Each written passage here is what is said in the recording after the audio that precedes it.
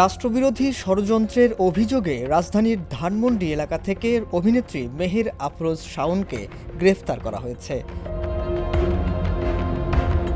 ডিএমপির অতিরিক্ত কমিশনার রেজাউল করিম মল্লিক জাগো নিউজকে এ তথ্য নিশ্চিত করেছেন।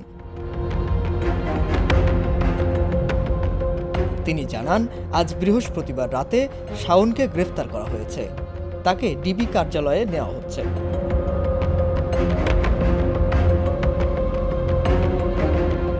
ডিবি প্রধান বলেন, ডিবি হেফাজতে তাকে রাষ্ট্রবিরোধী ষড়যন্ত্রের ব্যাপারে জিজ্ঞাসাবাদ করা হবে। আগামীকাল তাকে সুনির্দিষ্ট মামলায় আদালতে হাজির করে রিমান্ড চাওয়া হবে।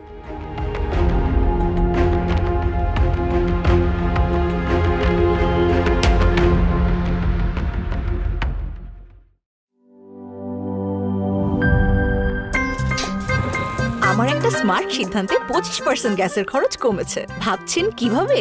সাধারণ গ্যাস স্টোভ বদলে আমি এনেছি আরএফএল গ্যাস স্টোভ। এর সাইন্টিফিক নজেল ও ব্রাস বার্নার ক্যাপ সমানভাবে তাপ ছড়িয়ে রান্না করে দ্রুত। তাই গ্যাসও বাঁচায় 25%, টাকাও বাঁচে 25%। আরএফএল গ্যাস স্টোভ নিরাপদ ও গ্যাস সাশ্রয়ী।